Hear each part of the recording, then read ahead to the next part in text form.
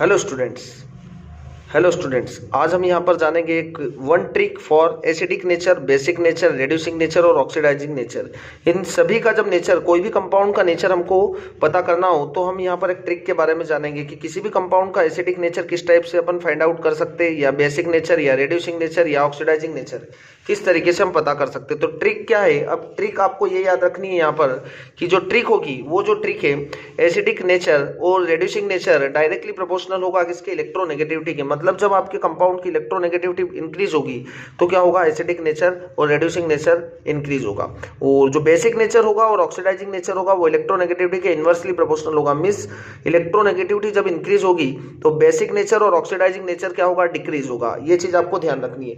तो आओ अब हम यहाँ पर क्या करते हैं, पीरियोडिक टेबल के बारे में थोड़ा सा जान लेते हैं कि इलेक्ट्रोनेगेटिविटी किस टाइप से चेंज होती है ना। तो यहाँ पर देखिए, आप हम टॉप टू बॉटम मूव करते हैं तो इलेक्ट्रोनेगेटिविटी क्या होती है? डिक्रीज होती है। मतलब बॉटम से जब टॉप के एलिमेंट्स की तरफ जाएंगे तो इलेक्ट्रोनेगेटिविटी क्या होगी? बढ़ेगी, है ना। टॉप वाले एलिमेंट्स की इलेक्ट्रोनेगेटिविटी ज्यादा होती है as compare to bottom elements, है ना। और जब लेफ्ट टू राइट चलते हैं, मतलब लेफ्ट टू राइट जाएंगे हम, तो इलेक्ट्रोनेगेटिविटी क्या होती है? इंक्रीज होती है। मतलब यहाँ पर एस पी और डी, इन तीनों ब्लॉक्स में सबसे ज्यादा इलेक्ट्रोनेगेटिविटी किसकी होती है? पी ब्लॉक की होती है ना। तो आपको ये चीज याद होना चाहिए कि electronegativity bottom to top increase होती है और लेफ्ट टू राइट भी क्या होती है? इंक्रीज होती है। अब जो ट्रिक है हमारी वो किस तरीके से काम करेगी, है ना। आपको ये ट्रिक याद रखनी है यहाँ पर कि ये ट्रिक किस टाइप से काम करेगी हम यहाँ पर, है ना। एसिडिक और रेड्यूसिंग नेचर होगा और डायरेक्टली प्रोपोर्शनल होगा इलेक्ट्रोनेगेटिविटी के। तो आओ कुछ एग्जांपल्स को देख के हम पता करते हैं किस टाइप से ट्रिक काम करेगी, ठीक है। तो हम यहाँ पर कुछ एग्जांपल्स लेते हैं। एग्जांपल्स हमारे वो इस टाइप से, देखिए यहाँ पर NF3, फिर NCl3, NBr3 और NI3, है ना। यहाँ पर हमारे पास जो AN है उसका मतलब यहाँ पर क्या है? एसिडिक नेचर है। और RNB से रेड्यूसिंग नेचर, BNB से बेसिक नेचर और ONB से ऑक्सीडाइजिंग नेचर, है ना। अब देखो यहाँ पर हमको क्या कॉमन दिख रहा है? इन तो सभी में कॉमन दिख रहा है, बट यहाँ पर क्या है? फ्लोरीन, क्लोरीन, ब्रोमीन और आयोडीन। अब आपको पता है कि जब टॉप टू बॉटम मूव करते हैं तो इलेक्ट्रोनेगेटिविटी डिक्रीज होती है। मतलब यहाँ पर आयोडीन की इलेक्ट्रोनेगेटिविटी क्या है? सबसे कम है। ब्रोमीन की इलेक्ट्रोनेगेटिविटी आयोडीन की कंपेयर में थोड़ी ज्यादा है, बट क्लोरीन की और ज्यादा है और फ्लोरीन की सबसे ज्यादा है। और आपको पता है यहाँ पर हमें एसिडिक नेचर और रेड्यूसिंग नेचर को फाइंड आउट करना है। तो एसिडिक नेचर और रेड्यूसिंग नेचर क्या होता है? डायरेक्टली प्रोपोर्शनल होता है इलेक्ट्रोनेगेटिविटी के।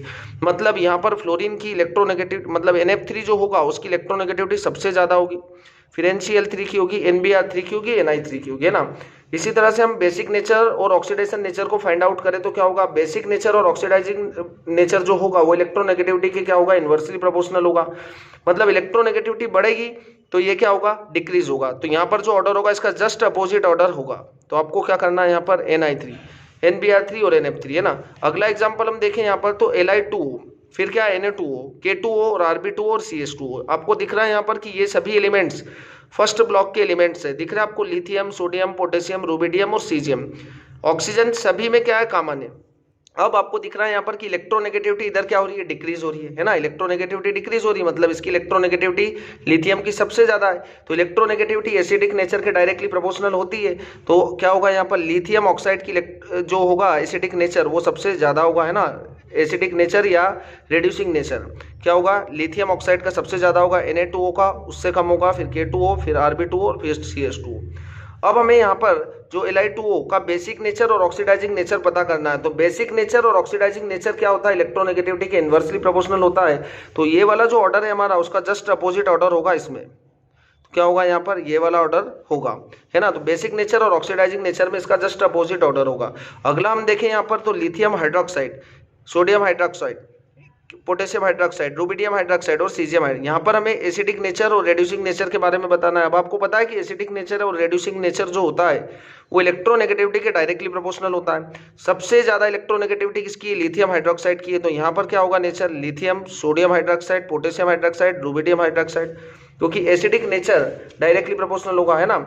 जस्ट इसका अपोजिट होगा बेसिक नेचर और ऑक्सीडाइजिंग नेचर, इसका जस्ट क्या होगा? अपोजिट होगा।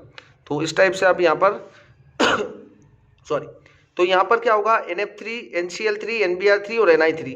यहाँ पर भी हमें एसिडिक नेचर और रेड्यूसिंग नेचर बताना है। तो एसिडिक नेचर होगा या रेड्यूसिंग नेचर होता है इलेक्ट्रोनेगेटिविटी के डायरेक्टली प्रोपोर्शनल होता है। तो यहाँ पर किसका एसिडिक नेचर और रेड्यूसिंग नेचर सबसे ज्यादा होगा? वो होगा NF3 का, क्योंकि यहाँ पर सभी में आपको दिख रहा है कि नाइट्रोजन तो एक कॉमन एलिमेंट दिख रहा है ना। तो यहाँ पर फ्लोरीन की इलेक्ट्रोनेगेटिविटी सबसे ज्यादा होगी, फिर क्लोरीन होगा, फिर ब्रोमीन होगा और फिर होगा आयोडीन।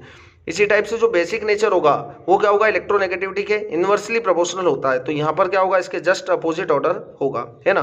अब ये ट्रिक हमारी कहाँ पर काम करेगी और कहाँ पर नहीं काम करेगी, ये सभी पी ब्लॉक इनऑर्गेनिक केमिस्ट्री में पूरी ट्रिक काम करेगी।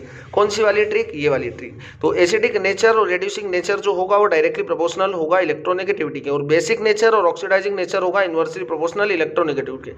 पर कुछ जगह पर जैसे कि हम पी ब्लॉक एलिमेंट्स जहां पर काम नहीं करेगा, ये वाली ट्रिक जहां पर काम नहीं करेगी वो है यहाँ पर, है ना। तो ये एक्सेप्शन आप याद रखें कि hydrides of P block elements, तो hydrides of P block elements पर फिर कौन सी ट्रिक काम करेगी। तो देखो यहाँ पर है हमारे पास एसिडिक नेचर और रेड्यूसिंग नेचर, वो डायरेक्टली प्रोपोर्शनल होगा किसके, एटॉमिक साइज के। आपको ये चीज यहाँ पर याद रखनी है। और बेसिक नेचर होगा और ऑक्सीडाइजिंग नेचर होगा वो भी इनवर्सली प्रोपोर्शनल होगा किसके, साइज के। मतलब यदि साइज इंक्रीज हो रहा है तो बेसिक नेचर और ऑक्सीडाइजिंग नेचर जो होगा वो क्या होगा, डिक्रीज होगा। साइज के इंक्रीज होने पर ये डिक्रीज होगा, है ना। आपको दिख ही रहा है यहाँ पर कि ये डायरेक्टली प्रोपोर्शनल है, एसिडिक नेचर और reducing nature directly proportional to atomic size. चलो तो हम यहाँ पर देखते हैं HF, HCl, HBr और HI, इनका हमको क्या चाहिए, एसिडिक नेचर चाहिए और रेड्यूसिंग नेचर चाहिए। और एसिडिक नेचर और रेड्यूसिंग नेचर डायरेक्टली प्रोपोर्शनल होता है साइज के।